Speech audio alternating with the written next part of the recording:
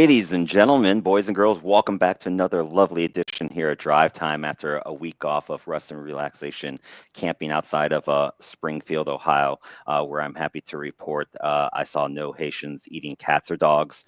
That did not happen while I was there. So just wanted to get that little report of what we saw since we were camping right there in a very, very nice little area off of Buck Creek, which had some great weather, which is good because now is a sweltering 95 degrees outside here, even in Cleveland, Ohio. And I know where you guys are at, it's even hotter than that. But anyway, so Scooter and Showtime Sarah, welcome to the show. I don't know why I said Shara, but going old school there. So how you guys doing today? You guys surviving the heat okay?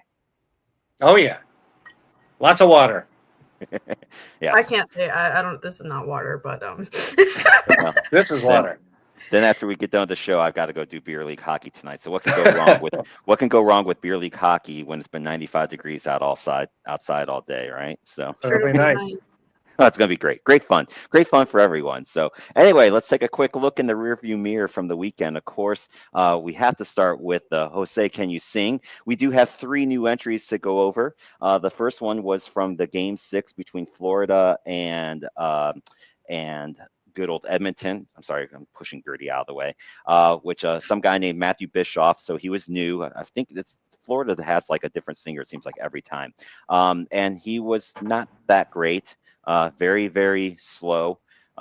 Slow is probably putting it mildly for both of them. His vocal range wasn't that great, wasn't very exciting, especially for the Canadian. It's almost like I don't even think he wanted to. It's almost like the way he's singing it was just like, oh, Canada, yay, we're here. And then his US wasn't much better. So he got 37 for the Canadian, 39 for the US. And then surprise, in the NBA, they actually finally showed an anthem last night, and it was none other than Kristen Chenoweth. If you're not familiar with her, she was the original Glinda in Wicked, along with many other productions that she's been in. And needless to say, her vocal range is bar none. I mean, she hit notes during that anthem that were incredible last night. But she also was very, very slow. So, I give it to her because she went Broadway a little bit, I think, with some of the notes that she was hitting. Wasn't she married to what's that guy on the American Idol show or whatever? Was she? I can't remember. I think she's been married a couple times. There's some big affair divorce that went on and now he's married to Gwen Stefani. I forget that guy's name. Oh, are you thinking of Blake Shelton? Yeah. No, that was Blake Shelton and Miranda Lambert. Yeah. They're all the same. Lambert. Yeah. So anyway, so Kristen got a nice 42. If it would have been a little quicker, she would have been a very high score. But we're now up to 34 entries. The average score is still a 40.32. So Kristen hit above average. Poor Matthew was below the average, and the top 10 does not change any. So the top 10 is 43. So Kristen was close. So she'd be number 11 and on, but she does not crack the top 10. But still, I thought it was a nice little anthem that she did last night. And of course, talking about OKC, we have to congratulate OKC on a Game 7 victory. So they win technically it's their second title since they still count Seattle. Maybe they'll give, I know that goes back if Seattle ever gets a team, but I don't think that's going to happen anytime soon. So the first quarter, Halliburton comes out hitting 3 amazing 3-pointers, and then just heartbreak with that Achilles injury. As soon as he went down, I saw it. I was like, "Yep, that's an Achilles tear." And you feel bad for the kid because he had a hell of a playoffs, and I can't see how he's back to start next season for sure. But Indiana had a 1-point lead at halftime, and then SGA kind of took over with the rest of the team. They outscored Indiana by 14 points in the third, and never really, a couple moments they got it back in the single digits in the fourth quarter. So I give Indiana credit. They fought with everything they had last night, but just couldn't do it. And OKC wins the title at home. Any of you guys catch any of it? Admirable little comeback, but they were down by too far. Yeah. And it was interesting watching that game, and I compared that. You watch the Stanley Cup Finals, and you watch, and this wasn't just this year. This is just in general. Once the team knows that they're winning the cup, and you get to those last 2 or 3 seconds, and everyone comes off the bench, and gloves go flying in the air, And yet that ending last night, you almost would have thought like they just only won the first round series and they still had another series to go. Like it was just, there's like the lack of I mean, the fans were all going crazy, but the team itself was just kind of like, yeah, okay, we won, nothing. And so it was just weird. It's like, it's so different how those two sports are with how they celebrate, when the team wins it, or at least in this particular case. I can't say, but that was one little thing I noticed. And then, so this means, Halliburton's now out with a torn Achilles officially. That was announced today. Tatum's going to be out to start the year. That just puts the East in all kinds of, who knows what's going to happen in the East next year. And the offseason hasn't even begun for the NBA yet. The Wizards will slide in. The Wizards. Slide in. That's They'll do it. Sliding. Kevin Durant was also traded to Houston already, so even before their official offseason, so that was one big move in the NBA too.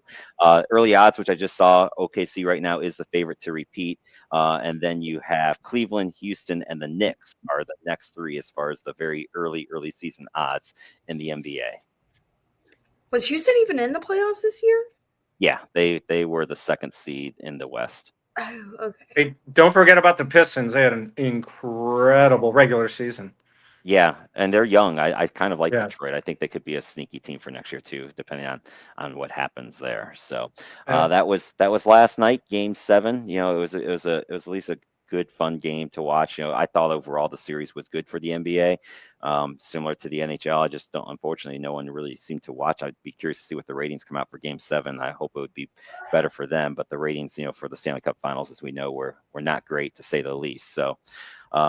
The other big sporting news from the weekend was LSU does win the College World Series. They defeated Coastal Carolina in Game 2 by a score of 5-3. It's their second title in 3 years, but unfortunately, that title win was. And look, I don't know if it would have mattered or anything like that, but Angel Campos, who was a former MLB Major League umpire who got fired for his quick temper, somehow the NCAA tournament, NCAA decides that's the guy we want behind home plate for Game 2. And immediately throws out the Coastal Carolina for arguing balls and strikes in the very first inning of this game. And needless to say, not very. And then the first base umpire who says that he got shoved when in reality he's trying to step in between the two and falls over the other umpire's feet. Gets a 2-game suspension for that. So it was not a good look if you're an official with how that game went.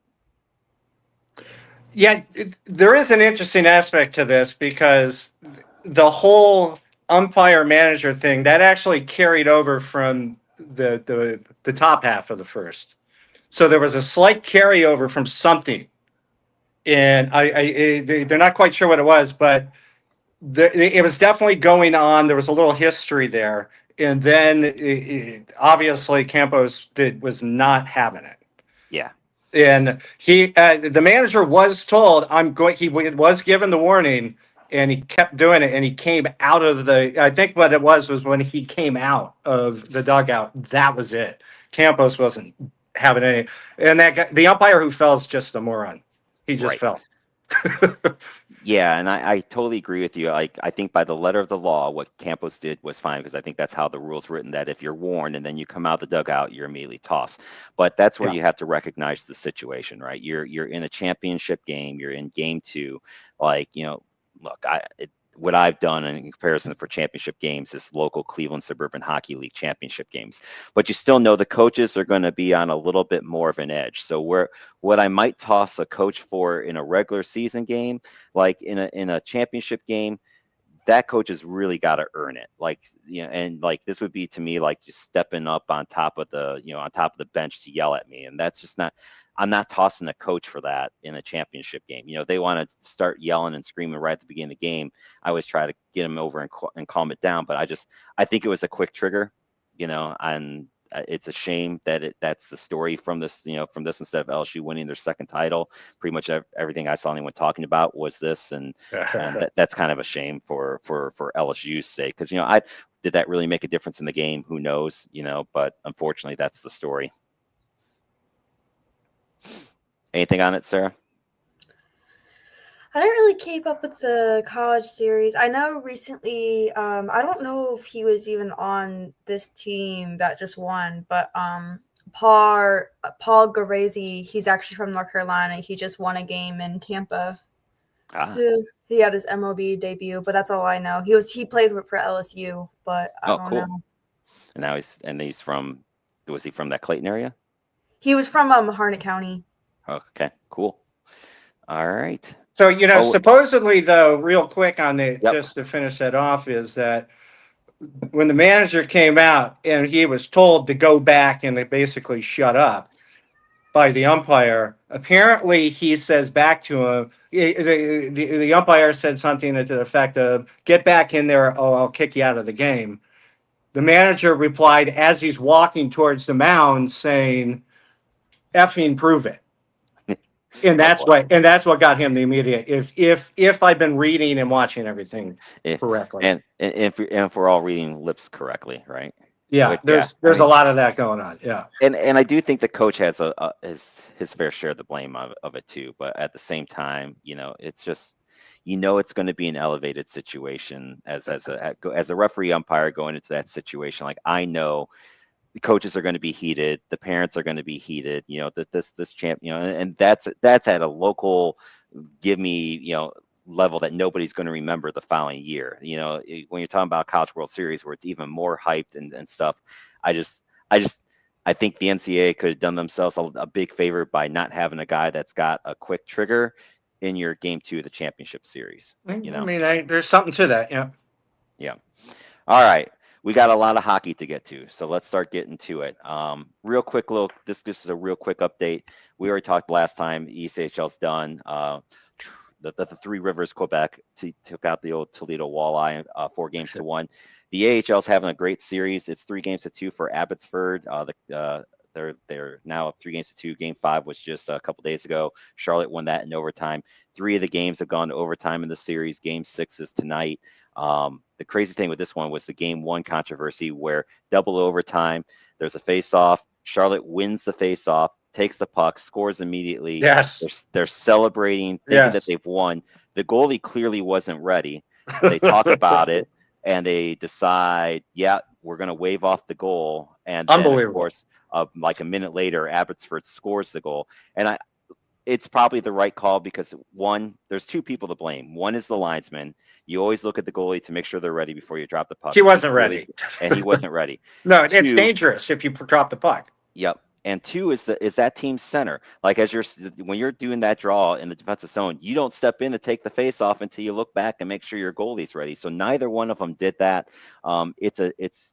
I feel bad for Charlotte because clearly you could tell after you think that you've won the game and then it gets called back like a minute later, they just, they gave up the goal. So they're down now in the series 3-2, but they did win the last game after losing 2 of the last 3. So we'll see how that goes, but there's still that hockey going on. But I did want to point out that crazy way of that Game 1 and how that went.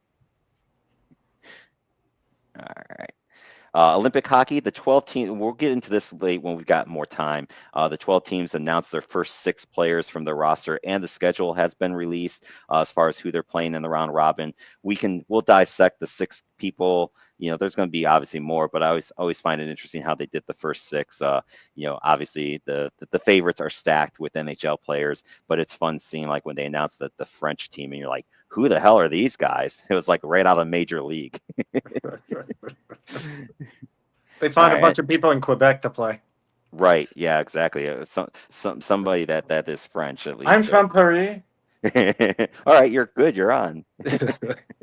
You're playing. NHL coaching news. There's only one team with a vacancy, and that news is still that the Dallas Stars still have no coach. It's a little surprising because you normally like to have your coach in place before you get to the draft and free agency, because I think you have a hard time recruiting free agents when you don't even know who's going to be coaching you. So I'd imagine something's going to have to come with this later this week. But I've not even, I looked online today, there's no little tidbits out there of anyone of who's getting the job, and there's not really any big names left out there other than Lavy, and I can't see him getting this job. But I don't know. Well, true. It wouldn't. Yeah, but I've not heard him. I've not heard anyone being mentioned with the Dallas job, which is weird too. Have you heard anything, Scooter? No, I haven't heard a thing. I think they're really focused on the draft coming up. I mean, they just had the Stanley Cup. There's still like the Panthers are celebrating. That's still going on. And Yeah. then you got the draft. So there's, you know, it's Yeah. going to like go under the radar somehow. And it's going to be something like, what? Yeah, it's interesting for sure. I'm surprised that they don't have a coach in place because normally, especially you think by next Tuesday, or you're going to want they're going to want to have somebody in place. I don't Yeah. know how you convince them. Although granted, Dallas doesn't exactly have a lot of cap space for free agents right now, but we'll see how that all plays out for them as we get into that part. Sarah, you got anything on it? Who's You got any their scoops? who's like their I guess like placement coach that made the Marchment trade? 'Cause That's just their GM. So I Oh, don't okay. remember who their GM was, but yeah, that was because they did make a trade. We can get into that here in a little bit. So which we will get into. So let's just go ahead and do that next, since you're talking about it. So first, let's get into the finals. Of course, the Florida Panthers go back to back. They take it down. They take Edmonton down in 6 games. Game 6 wasn't really that great. This is now, of course, it's been 3 years. So I have a question for you guys. Are the Florida Panthers a dynasty? 3 years in a row, won the last 2. Do we consider them to be a dynasty? Sarah? I mean, they are a playoff team, but I don't know how much it'll stick right now. Because, I mean, like, people were thinking Tampa was a dynasty, and then they've basically kind of have turned into usually a first round or second round exit. But I think it just, like, depends. I mean, if they can get some of their pieces still in Florida, but they still got to do a lot of movement and cap space as well. So I think it really depends of which pieces they decide to keep and which pieces they decide to add and go from there. I think obviously if it's like 3 months or whatever and they're like first, I think they'll still be like a contender. Don't get me wrong, but I wouldn't call them a dynasty just yet. They got to get there. They got a lot of uncertainty for this next season. Interesting. Scooter, what do you think? Yeah, they haven't made they haven't made it there yet. And you can definitely stress yet right now because they're positioned to do well for a while. Like it's not just this year, next year window closes. Like they can do with every they got Zito. I mean everyone they had there, Paul Maurice. They can roll this going on 6-10 years, being highly successful. So don't shut out that like Patriot kind of way. I'm not saying they're going to win 7 Stanley Cups or anything, but Right. they could be in contention for the next several years. And yeah, let's just say they get to the Stanley Cup next year and they lose, but the next year they come back and win. Then they are a dynasty. If you win 3 out of 5, you win 3 and 6. I mean, come on, that's a dynasty. You're running that whole show. I think I agree with you. I think they need one more to be a dynasty, but I also agree this team is built for the playoffs, and we'll see. They've got a very interesting free agency ahead. Sam Bennett says he's come. They all say they want to go back, and I'll say this: if you played for Florida, why the hell wouldn't you want to go back? Like, why wouldn't you take maybe you take less and you do a short-term 1-year deal and you ride it back again next year, ride it all back, ride the same team back together next year. So it wouldn't surprise me if all 3 of them go back to Florida and maybe take a smaller discount to do it. Because why would you leave that team with how they're built? Like, I don't know what team you look at, unless, the only way that you leave is if the money means more to you now than winning another cup. And then, hey, I get anyone that's in that situation, I get that side of it too. You got to still look out for yourself because ultimately it is a business. So if someone makes that business decision, I'm taking the money and leaving Florida, I get it. But I also think if you want that history of being on the cup for 3 times in a row, or 4 and 5 years like the old Edmonton Oilers and the New York Islanders and the Montreal Canadiens did, then I think that's going to be an interesting thing. And it's very interesting because this next question I had for everyone leads right into a comment from a certain fan of the one and only Florida Panthers, who says F Dallas. Now, if you saw throughout the course of the celebration, there was a lot of F Edmonton and F Connor McDavid. And so my next question is this. Is Florida Panthers trying to do a wrestling move here and become a heel? Like, are they trying to become the NHL's most hated team? Because it seemed to me like their celebrations went a little not look, I don't care, have fun with the cup, like Ovi had fun with the cup, but those were fun. Like, you watch that and you laugh. It seems to me like with what Florida's doing, what they're saying in the parades and stuff, it's kind of like, why do you have to disrespect, why the need to disrespect Connor McDavid, and why the need to disrespect Edmonton? Like, you beat them now 2 years in a row. Like, why have to go there? Are they trying to become a heel? No, I don't think it's like that.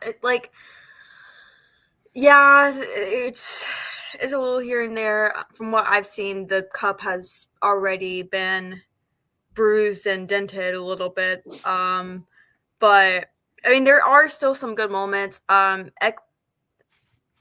my gosh, hello words. Ekblad?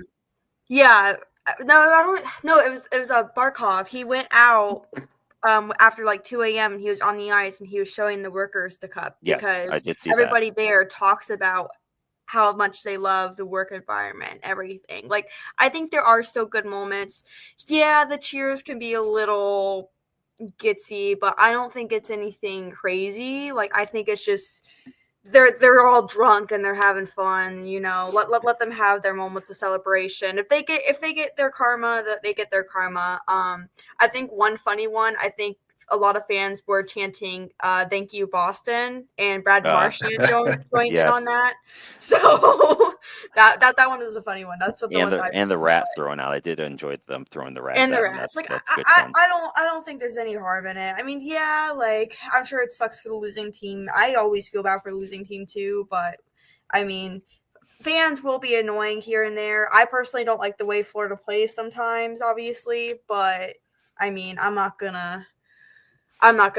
probably be also like, screw whoever if Carolina ever won a cup. So I mean, you know how I am. So That's true. Yeah, well, you hate everyone. So as Midnight Rider likes to say. So, Scooter, what do you think? Are they going for the heel move? I don't know if I can disagree with anything that Sarah really said there. I mean, she's right. No, I don't think they're trying to do anything. I think they're just having fun. I mean, I'm just saying everything she just said. So, you're gonna say some stuff in your fun, exuberations, and they just had a tough series against Edmonton, so they probably still want to kick their asses.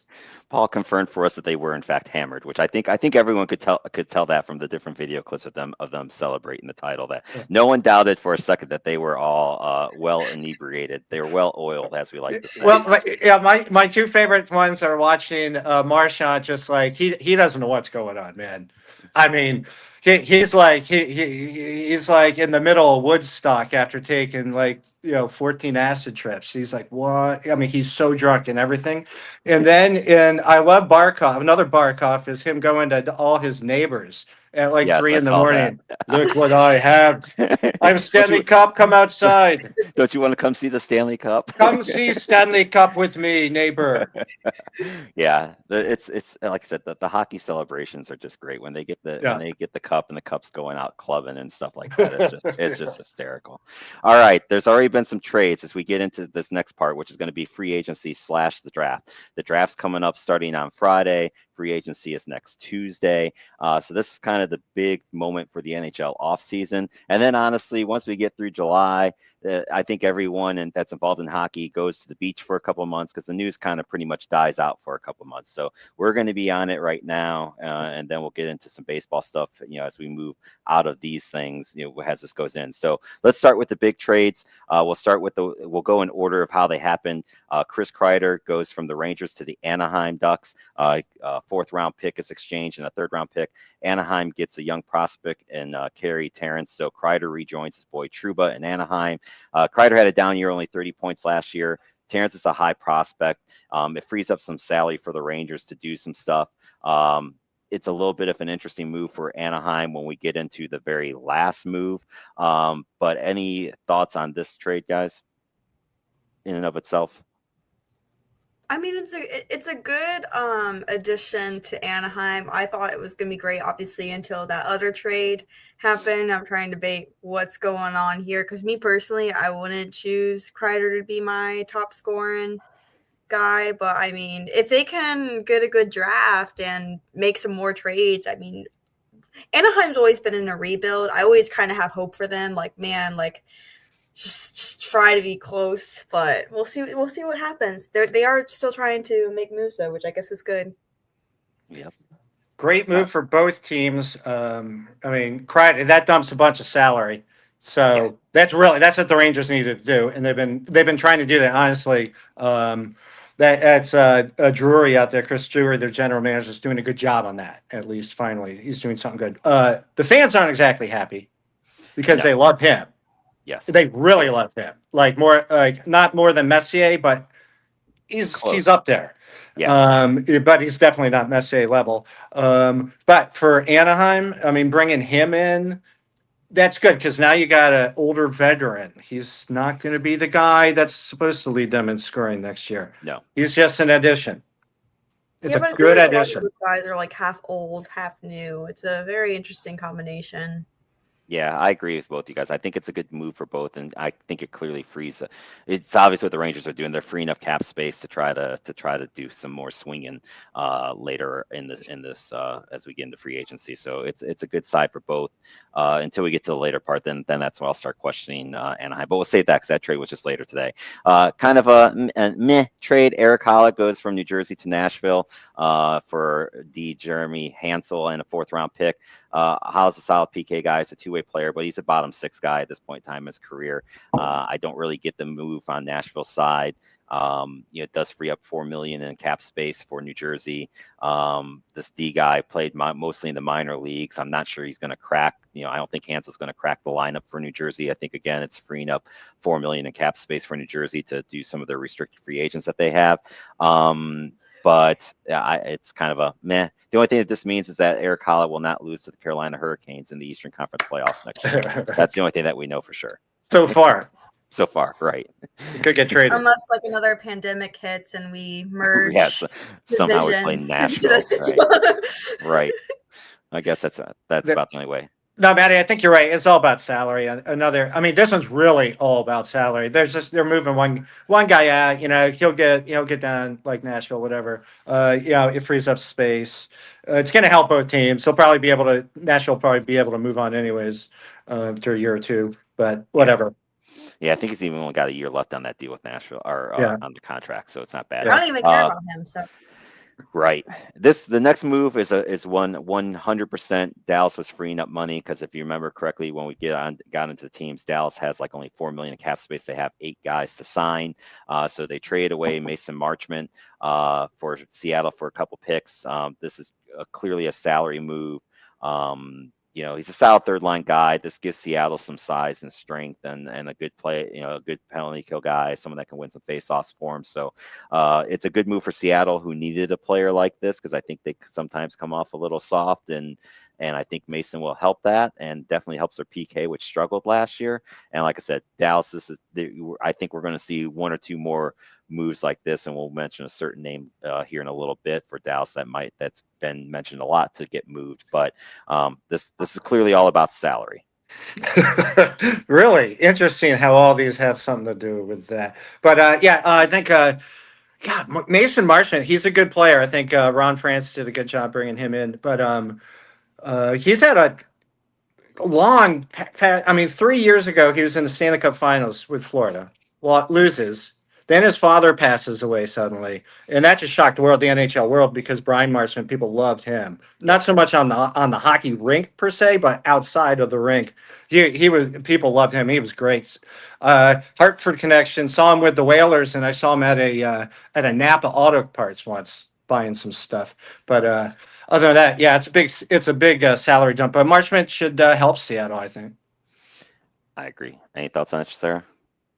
Oh, I think it's a great addition for Seattle. I was actually just looking at the roster right now. I mean, you got Beniers, you got Kakko, and now you got Marchment. Like, that could be a good line. You also got McCann. It's like so weird because like Seattle, they got a lot of good guys. Just and they they do perform very well, but they're still just shy of a wild card. Like they hit they got the playoffs. Not it wasn't obviously this year. Was it last year or was it the year before? Which one? Seattle? 2 years Seattle, now. Yeah. yeah. But I mean, I wish they could perform better. So I think it's a good addition for Seattle for sure. Dallas, they're going to have to do a little bit more to free up their cap. I fear they're in big trouble. That's not the only move. You're right. Yeah, I agree. And then, of course, we got the one today, Trevor Zegras, a very young, talented player that was playing for Anaheim, gets traded to Philly. This trade of Trevor has been rumored really going back into last year, that I think a lot of people just think that he needs to change the scenery. And look, he's a good, young, talented offensive player. He scored 186 points in his first 4 years. To say that he's not necessarily the greatest on defense is probably being kind to him. So this trade is kind of interesting for Philly. I think they add some much needed offensive power to that lineup. Of course, and being a fan of a team in the Metro Division, it worries me a little bit seeing Philly make some decent moves. So what do you guys think about this one? They get back 2 picks. They get a second this year and a fourth next year. A guy named Ryan Poling, who's played in a decent amount of games, 283 games in the NHL, but only 95 points. Was a first pick back for Montreal back in 2017, but just hasn't really done much. He's just one of those NHL players that's out there on the ice. I mean, I think the reunification between Zegras and Drysdale would be good for Philly's performance, but when you say like change the scenery, like I feel like you'd want to go to a place that like actually has more help. Philly is probably even worse than Anaheim. Like, I mean, they just have terrible luck. So, I mean, he's still got 1 year left. So, I mean, see how it goes this year. And then I would say try to get out next year. I just don't think it. I mean, like, it is a good move for Philly, but I don't think it's really going to make much of a difference for their performance-wise. Maybe here and there, but. So Zegras is going to help. He's going to help Philly. And the change of scenery is this is kind of a deal because Trevor is from New York and he's a Boston University Terrier. So he's kind of a New England Northern guy. So this Philly's close. So he's close to home. Anaheim wise, this is interesting because you're like, oh, well, he's really good. Well, they have a lot of centers on that team. They have 4. They're paying him $5 million a year to be like the third or fourth line center. That's too much. Yeah. So you got to move that out. So you get some stuff in return. Okay, you got some stuff in return, but what it does is it frees up some more salary. And I think that's where Anaheim is going to really make a big mark in the free agent market. Yeah, it does do that. I mean, just like so, the only thing it's like, okay, you add Kreider and then you get rid of Zegras. So where are you guys trying to go? Like, and that's what I don't know. I mean, maybe it is all about trying to make a move for one certain guy named Mitch Marner. I don't know that Anaheim would appease him, but maybe, maybe that's the type of move to free up where you can just say, I think there's a couple teams now that are going to be able to go to Mitch Marner and say, you want 14 million? Yeah, we got it for you. So. Anaheim has like $33 million to spend. They got $15 million to give Mitch Marner if they want. Yep, exactly. So maybe 16 if it takes the deal. Man, that's a lot of money for Mitch Marner, who hasn't done much in the playoffs, though. That's for sure. So if you're a fan of the NHL, these might be some names to keep an eye out on as we get closer. Because normally these deals that they're going to happen before Friday. Because if teams are looking for draft capital, the draft starts on Friday. So if you're going to have these type of moves where you're freeing up cap, which is going to be the moves that you're going to see between now and Friday, these would be some names that I would keep an eye on. Jason Robertson in Dallas is probably the number one guy. He's got 1 year left on his contract, so then he becomes a UFA. Dallas is in cap hell. They've still got other guys to try to sign. They've only got 18 players signed, and they've only got $5 million in cap space to do it, even with getting one guy re-signed. But basically, that money the money they got for Duchesne, who we'll mention here in a little bit, was what they traded out for Marchment. So they're still only got $4 or $5 million left, and 6, and they only got 18 players on the roster. So you do the math there. Somebody's got to move in order for them to even go after anyone. And the other one is Noah Dobson in the Islanders. It's another one of these guys. It seems like isn't going to get the contract that he wants, and you're hearing his name more and more be mentioned that the Islanders are kind of looking for a partner for him as well. Any thoughts on those two guys? I think Robertson will be the big one. I don't really hear Dobson's name much anymore, so it'll be interesting how the trade for that looks. Yeah, it makes sense moving both of those guys. I mean, Robertson's a really good player too, I think. So you could probably get something for him. But if there's going to be any trades that's going to go on, I don't know if it's first rounds. There's going to be a lot of second rounds and third rounds in the draft. Yeah, I think Sagers kind of set that standard because you only got a second for him, Yeah. So, and he's a pretty talented player. So Robertson maybe gets a first or a series of picks, but maybe. I don't think anyone else is going to get more than that. Of course, Paul comes in here with Mitch Marner's an overrated, expensive toy who does very little in the postseason, and that would be my complaint for him. Is I don't think that is that far offline as far as what he delivers in the postseason. Hey, they took Florida to 7 games in second round. Right. But what he have? He had a goal in that series, right? Did he have a goal? I think maybe one, and maybe one the year before. So yeah, he does. Someone's going to pay him $15 million. Yep. But that's my concern of him, and that's why, look, being a Carolina fan, I've heard nothing but, he's going to Carolina, and I'm not sold that that's who I want. Like, I want Carolina to make some moves. I do think they need to get stronger and tougher. I don't think that Mitch Marner is that guy, and I don't know that he fits with Rod's system, honestly. Paul also adds that's why Toronto fans are telling him not to let the door hit him on the way out. And I think Paul is 100% correct on that. And I think that's kind of my feeling on Mitch. I think someone's going to pay a lot of money for a very, very good regular season playoff player, but will it help them come playoff time? Mm-hmm. And that is the question that we do not know the answer to yet.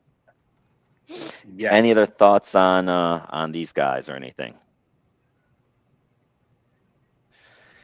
All right, so we started this last 2 weeks ago, and then I had a heart out, which I got another heart out tonight too. But I think we're at least looking pretty good here time wise.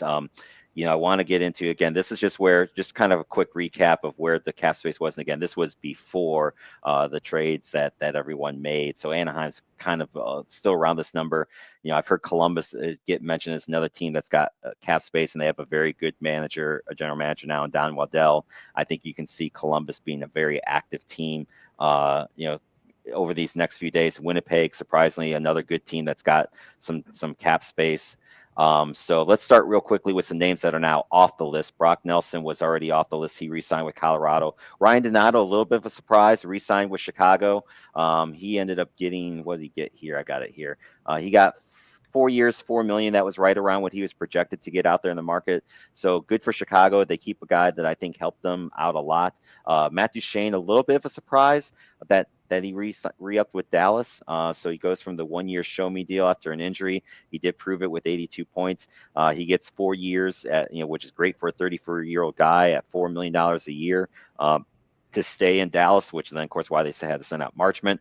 So, and then a small little sneaky move that the Carolina Hurricanes re-signed Eric Robinson, a good third, fourth line guy for them this year, seemed to fit well with the system. They get him locked in for 4 years, but at only $1.7 million. So that's a good, nice little move for Carolina to keep one of their one of their depth guys in play, which then allows them that space again to go after some of the other names. And then I got listed here the top 10 names that we had listed. I think you probably could, after the playoffs, maybe move Marchand up from 10 to a higher ranking than where he is now, because he had a hell of a Stanley Cup final. Of course, the big names, though, are all the Florida names: Sam Bennett, Aaron Ekblad. Bennett said he's not going anywhere. We'll see. Any thoughts on any of the guys here? I think you can stick all your Florida guys, and they're probably staying. I mean, I'm pretty sure I've heard Marchand saying he's trying to stay in Florida. I don't remember 100%. But everybody else I can kind of see moving. Maybe Ehlers might re-sign, but I mean, I'm sure Winnipeg might want to try to pull a trade, see if they can get something more. I don't know. I kind of feel like having Gavrikov maybe see if he could sign with Carolina. I feel like it would be a good addition. Or Provorov, honestly. Like, I feel like if we, especially depending on if we re-sign Burns or not, if we don't re-sign Burns, I feel like we should go after a defenseman in the free agency. Yeah, because I'm not sold on Morrow for the fifth or sixth spot yet. I think he's a good young. I think he'd be the good guy to have as your seventh man and rotate some guys in. I think you bring back Burns, it's got to be understood. You're not keeping your Iron Man streak. At some point in time, you're going to sit. But I don't know that Rod can do that, and I think Rod's going to keep putting him on the first line because he's a veteran laden coach. I mean, like he played good. I mean, he wasn't as bad. It wasn't his best playoff run, but you have Brett Burns was number 12 now on the list, so that's the guy that we're talking about there. Just so that we can flip back and forth through there. Scooter, you got any thoughts on any of them? Yeah, I mean, what are the two stories? The two stories are Mitch Marner, which we've already gone through that, and you brought up the Florida Panther players. I mean, 3 Florida Panther players, key cogs in that. I think that all 3 can stay in Florida. They can work something out, especially Marchand. That dude is loving life, and I think he sticks around. And I mean, he understands what this could mean too. If he can continue this with that kind of successful streak, I mean, you never know where that leads to next. Is he a Hockey Hall of Famer at some point? Yeah, I mean, we'll see. Yep.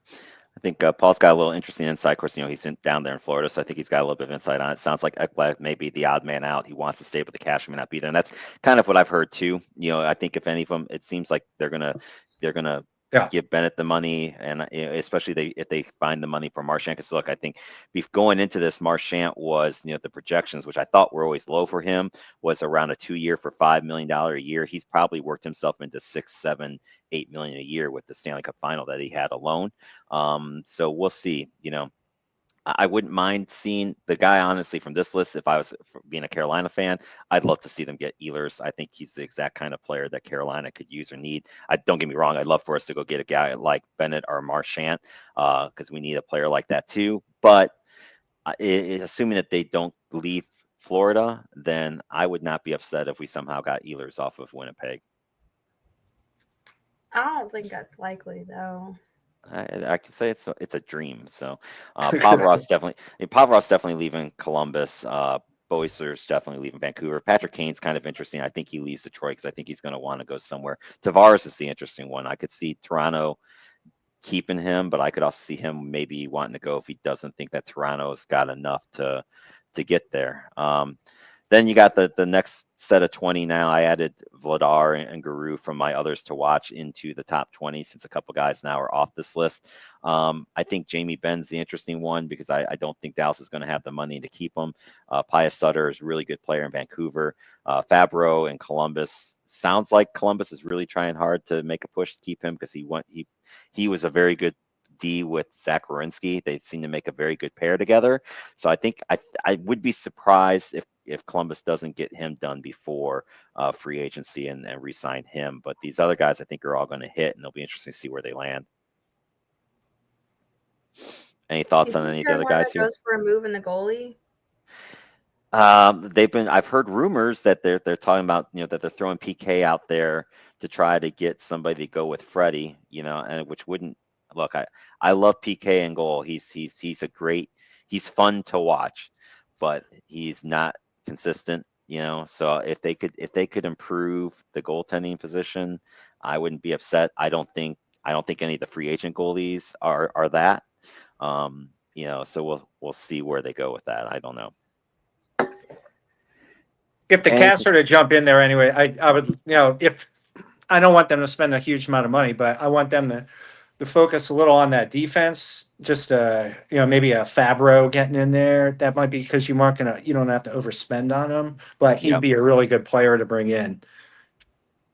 Yeah, I agree with you. It wouldn't surprise me if they went after Pavarov and in Columbus or Gavrikov either. I do think that they could use one of the D. It's just a question of how much money how would a Brent Burns work out well in Washington to go with? Yeah, no, I'm looking at younger age. No, I mean, 26 to me, 28, 29, okay, but Burns can keep growing his beard. See, Paul adds in here, Claude Giroux is still a scumbag. Yeah, I don't know where he's going to be interesting too, because Ottawa's kind of an interesting team. They made the playoffs. Does he leave that? I think he found a good role with Ottawa. I don't know that he necessarily leaves either. And if so, where? And some of these guys are going to get squeezed out. I think some of these guys are going to have to realize they're coming towards their end and take a deal like what Duchesne did last year, and then he ended up having a good year, and then he gets another 4-year payday. So it'll be interesting to see what guys get squeezed out from the cap and go from there. Mm-hmm. All right, so let's get into the next little fun part, the little NHL draft preview here to end the night with. A lot of people may not realize this, so let's go into this real quick. The NHL draft is very similar to Major League Baseball draft in one way. Like, the guys get drafted in the NBA and the NFL, you pretty much are expecting to see them on the roster the following year. That doesn't really happen in the NHL. Most of the time when these kids get drafted, unless they're the very top players, you're just not going to see that. These are guys that are usually a minimum a year or two out, other than maybe the top 5 guys. North American players can be drafted while they're 18 and 20. Goes by their birthday, September 15th of the draft. For international players, it can be up to 21. The only rule is they cannot have previously played in the NHL. And that is how they become draft eligible. If they're not drafted in their first year of eligibility, they can be drafted the following year. After that, if not drafted, they become free agents. So once they hit where they're either over 20 or older 21, if they've not been drafted by a team, then they can become free agents. A team has 2 years to sign the player if they're in juniors, and then they also have, if they're in Europe, to an entry-level deal, or if they're in the NCAA hockey, they have their rights until 30 days after they leave school. That's the key phrase, is leave school. It does not say graduated, because some people go back for master's degrees, but that doesn't even mean so. Just all about when their eligibility ends for the NCAA, or they transfer from one school, or they decide that they're done with NCAA hockey, and then they announce that they're going pro. Then they have 30 days from that to get that done. If the team doesn't sign them by then, they can become free agents, and that's where you see a lot of these NCAA players that get done that then sign as free agents because they didn't get drafted. They end up having a hell of a senior year, and now they're free agents to go sign with whoever they want. Here's a Hartford comment. Ball says, rumor has it Jamie Benn once took a dump at Black Eyed Sally's in Hartford. Oh my God, bless you, Black Eyed Sally's. Wow, that's a name I haven't heard in a long time. All right, so that kind of just gets the downrights of how the draft works. And then, of course, the draft has 7 rounds. The first round is Friday, June 27th, and then they do the rounds 2 through 7 will be Saturday, the 28th. So we're going to do it this way. We're going to go through kind of the first 5 picks, and then we'll just kind of go through some of the other teams. And I know that we got a lot of Caps fans and some Carolina fans and some St. Louis fans. And Florida doesn't have a draft pick in the first round as it stands right now, so they don't have a pick to worry about yet. So we'll kind of go through who we think. The NHL kind of works off of a tier system as far as like for the draft analysis. And the guy I use is with the Athletic. So shout out to the Athletic, because that's where I got a lot of this information from. Tier 1 is kind of the all-star level. That's the guy. They're going to be all-star almost every year. Tier 2 is the top line guys. They'll probably have a couple all-star appearances in there. Your tier 3s are solid top line guys. Your tier 4 bubble top, but they're likely going to be bottom 6 guys. Your tier 5 is just, they're going to be 3rd, 4th line guys. Your tier 6 are kind of players that should make the NHL, but they might struggle to get there and might not play a lot of games. Most years we get into the 50s before you get to like that tier 6 level. This year is very thin. You've only got 36 guys that are kind of in that tier 5 or higher. There's only one guy that's tier 1, and that's our first pickup here, Matthew Schaefer. He seems to be the guy that everyone is talking about. He's going to be the clear number 1. He's a left-handed defenseman. He played for the Erie Otters in the OHL this year. Did get hurt, but came back, had a very strong year. His comparables to Miro Heiskanen in Dallas, so that's a damn good comparison to have. So it's kind of a thin draft, and that's why we're only going to go through a few picks, because Matthew Schaefer may be the only guy that gets picked this year that you could see make the NHL this year and sign the deal and then come right out into the NHL. I think everyone else is going to be at least a year away. Any thoughts on Matthew Schaefer? This draft class is not exactly, hasn't really been talked high about, so I don't really know much of the individual itself. I just kind of try to think of like what each team needs in position wise. So I don't know anything about Schaefer. But I mean, I would say like a defense is probably a good move for Islanders. I feel like a lot of typical moves though is like trying to get your offense in the first round. Is usually where it's at. But I mean, first round defense isn't bad either. Yeah, it's worked out all right for Buffalo with God, now I can't think of his name, but the guy that they took a couple years ago. He's been like their only decent player the last few years. Now I cannot think of his name. I had his name and now I lost it, but maybe I'll get it again. Scooter, what you got? So I've been lucky enough in my lifetime. In '94 in Hartford at the NHL entry draft, I saw a guy named Radek Bonk get drafted number one. It was a horrible draft. The best player was in the fourth round, excuse me, Daniel Alfred Danielson. But then I went back in 2015. Your Florida Panthers, I was down there and saw Connor McDavid get drafted number one, and that was a hell of a draft. A lot of players, but one of the more things exciting than going to an NHL draft is watching paint dry and grass grow. But I enjoy those things too. So as long as I have a beer in my hand, I'm good. Everything is But good.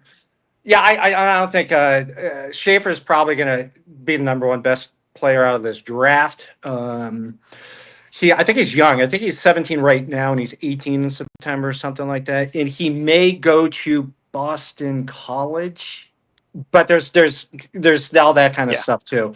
So I don't know if he's even going to be in the NHL this year at all. But he's going to be the number one pick. Yep. The next three guys I think are kind of interchangeable, so I'm going to bring them all up together because they're all three centers. You're going to see a lot of centers get drafted because centers, a lot of teams will try to either turn into a right wing or left wing if they need them, as opposed to taking a guy that's specifically right wing and trying to turn him into a center. That usually doesn't go well, but centers can play anywhere. I think these next three guys are guys that you're going to see go 2, 3, and 4. It may flip-flop of who goes where, but all three of these teams have needs for a center. I think Utah would probably prefer getting Misa or Frondell because, Kale's a little smaller, and Utah's already got a couple small centers in their lineup with Logan Cooley and Clayton Keller. So I think they'd like to add a guy that's a little bit taller and a little bit heavier. But I still think these three guys are who goes 2, 3, and 4.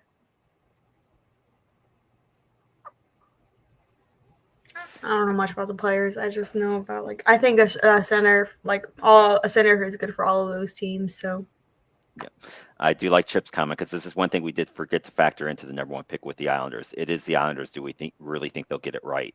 And that's a valid point. Isn't it Patrick Waugh now? Well, yeah, he's the coach, but I don't. He's making decisions. Yeah. Well, no. Lou's still making the decision. Yeah. Okay. Well, Lamorette. He does have a little good history going on. So, but Al Arbor isn't there or anything like that. And no. And Bill Torrey. But yeah, I think you're right. The centers. I think you left out James Hagens too. He's going to be something that is to be looked at. Brady Martin's another guy. He's 6'3", 204. Yeah, there you go. There you go. I had him. Yeah. So those are a few other centers that you could look at that go top 5. I think that Misa is going to be the second pick. The OHL last year at Saginaw, he had over 60 goals, 134 points in 65 games. So he can score. He's a playmaker, and his father. A lot of these guys' father were in the NHL. His father was in the NHL. Yep. And I think he's the most ready. I think if there's one player that's going to just come right out, it's going to be that guy. And San Jose seems to have a little history with these young guys coming in, so that's good. I think with San Jose too that they've got the roster spots. They had Sabrini last year who had a hell of a year, but there's definitely room for somebody on. You get drafted by San Jose, you probably know you got a good shot if you want to play next year. You can. Yeah. Chip brought up too that Patty Waugh will just try to fight the number one pick, which could happen. He's still a little feisty even behind the bench. So, but anyway, here's pick a goalie. Yeah, a quick roundup of the top 10. And again, these are all just projections as best as we can.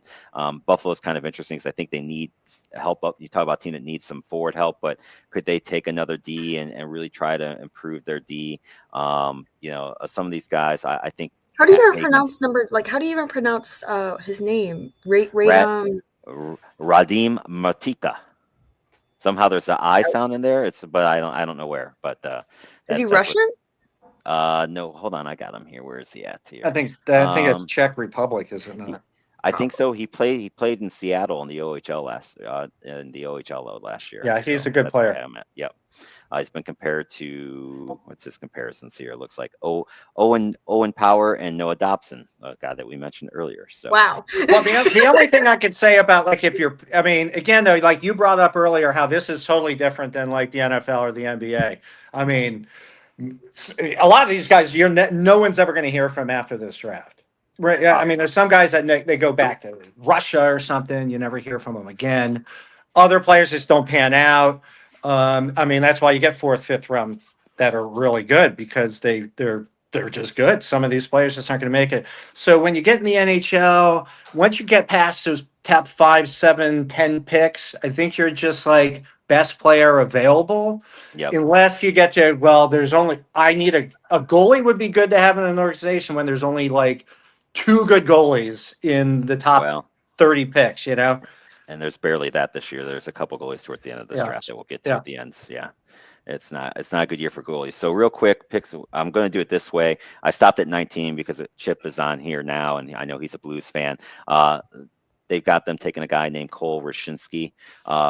He's comparable, which is why I listed him too, and I did like him. Is a one Seth Jarvis from the Carolina Hurricanes. So he's kind of a good two-way player. I think it would be a good fit for St. Louis. So that's why I stopped there for St. Louis, because just in case Chip was listening or watching today, I wanted to kind of point out their pick. Of course, the Montreal projection is for them taking a guy with the last name of Carbonneau, because they take every guy named Carbonneau. Guy Carbonneau was there, and a couple other Carbonneaux. So Can't that lose with works a out well for Carbonneau. Montreal. Yeah, that works out In well for football, you can Montreal. lose it with Carbonneau, not in hockey. You'll win with Carbonneau. Right.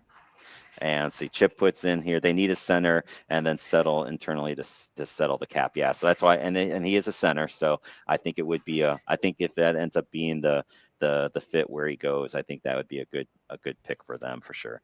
Then rounding out the 20, I've got the D for Columbus and Hensler, because I think Columbus is going to lose some D, so them picking up more D makes sense.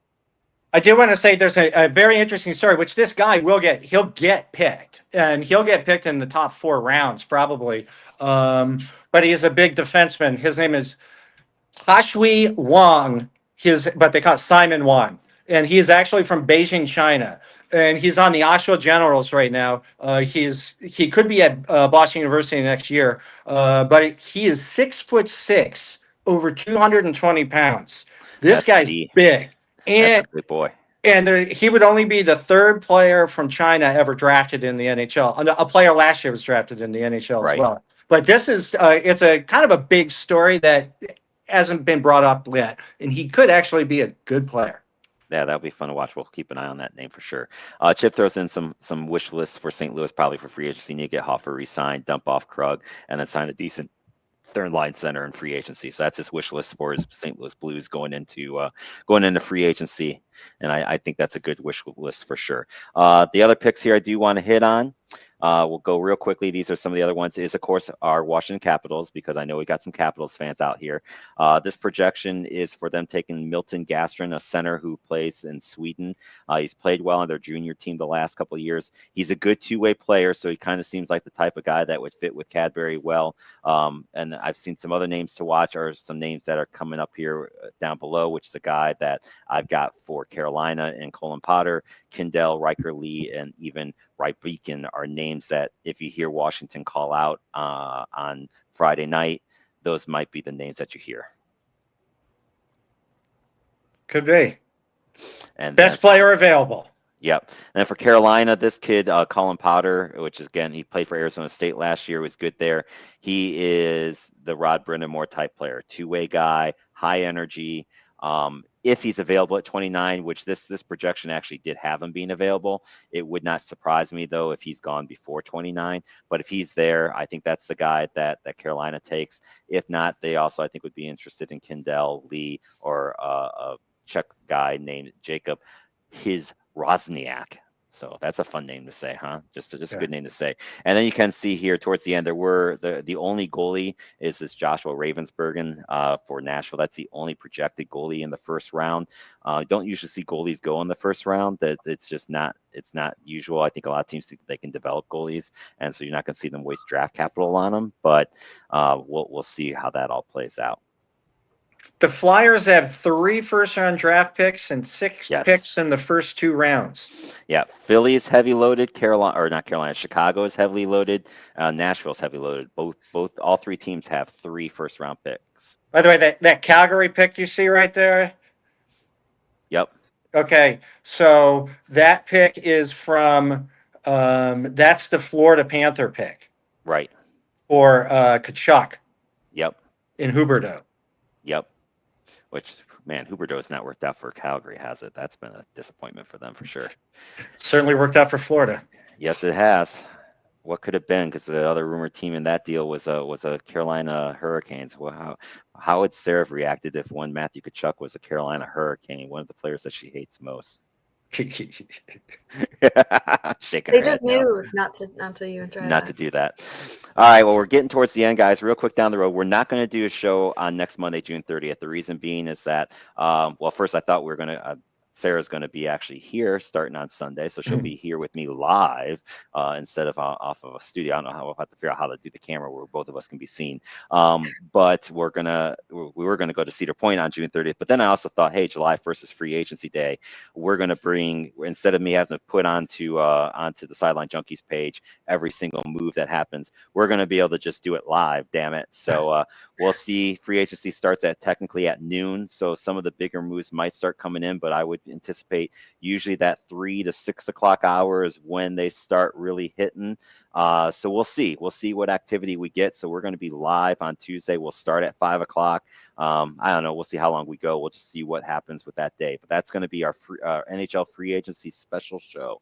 So if you're interested in the NHL and where these free agents are going and signing, this will be the place that you want to tune in. I'll have my cell phone hooked up. I'm going to have a couple different computer screens hooked up so we can watch the NFL, the free agency tracker, and see the signings as they come in. So that's what's coming up for us on Drive Time, a very special show that'll be next Tuesday, July 1st. As we get to the exit ramp, of course, we got all of our main shows that you guys know. The Tuesday night flight with the guys in the passenger seat with the Gentleman Jack on Wednesday, the Thursday night throwdown, the WrestleManiacs on Saturday, the Sunday morning rise. But tonight we start a new show. So we're adding yet another show to the Monday lineup, and I'm very excited because I think it makes for a nice little double header on Mondays, if you will. Coach Devon is bringing us the Pretenders and Contenders. That actually starts in 58 minutes. His first show is tonight at 7 o'clock. So if you can check that out, please do. He's been on with the guys a couple times, but he's going to be bringing a totally different angle to sports. So we're kind of, most of our shows we focus in on the big time and then on the NHL and on the pro sports. He's going to be taking a deep dive into the high school athletics, and I think it's going to be a fun new twist to talk about high school sports. I'm looking forward to his show, and I'll definitely be catching it tonight. Well, I'll have to catch it after I get done throwing out some beer league players because I got that to go first. So, but we'll definitely catch it, and I'm going to try to work out some stuff with him since our shows are both on Monday nights where we try to do some stuff together. Because I think me being a hockey official, him being a football coach, I think we've got some good segues that we can work in together over of what we see on a daily basis and how to help kids that are in youth sports. So check that out tonight if you guys can. And that's basically that's what we got going on here. So the Sideline Junkies Network is the place to be for everything dealing with sports, for sure. So any last thoughts for you, Scott or Sarah?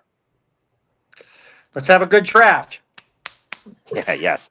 Yeah, we'll recap the draft on that Tuesday show too. We'll do a quick I'm going to keep my picks, and we'll see how well we do on these picks of where we had people going. So hopefully we do okay with that. You have to take a drink every time they show a draft prospect. Yeah, oh boy, Trust me, it's 1,000 times an Where's this one hour. located again? Isn't it LA this year. Oh. They're still doing it at 8 o'clock? Yes, it's still. I think it's an 8 o'clock start for that. Yeah, it's not. I don't need no 11 o'clock start time. It's not like the NFL draft where it's 15 minutes for that first pick either. I think the first round, I think they get 10. So Yeah, if it actually rolls through pretty quickly, but yeah, after the first 5 picks, you're like, I don't know who these people are. Well, yeah, and if we did the drinking game, Chip says that shit we'd be drunk by the 5th pick, and he's 100% correct there. So. I'm usually gone by the 3rd pick, and you should have seen me in 2015. That was bad. I don't know how I'm done yet. I feel like from what I've had so far, I think I'm like a sleepy drunk. So I'm probably going to be asleep by the 7th pick. Yeah. I don't know. Are you supposed to be telling your dad what you are when it has a drunk? I don't know. You're supposed to do that. I haven't really gotten drunk, but like whenever I drink, I get tired. That's okay. We gotta go. We're definitely doing the annual whenever a kid turns 21. So we gotta take you to the casino, one of the casinos local by, and then we'll stop at this other place and get you that the first really nice big fruity drink that comes up. So. Oh boy. Chip just says, "Yeah, I was just going to say your dad is listening." Not just listening. So. Yeah, I know. What can I say? So, all right, guys. I need to head out because I got to try to shove some food in my stomach before I head out for beer league. So, Scott, Showtime, Sarah, always appreciate you guys being on the show. As always, end the show with make sure you hug your loved ones, tell them that you love them because tomorrow is not guaranteed. But if you are here, we do appreciate your time and spending it with us. See you, everyone.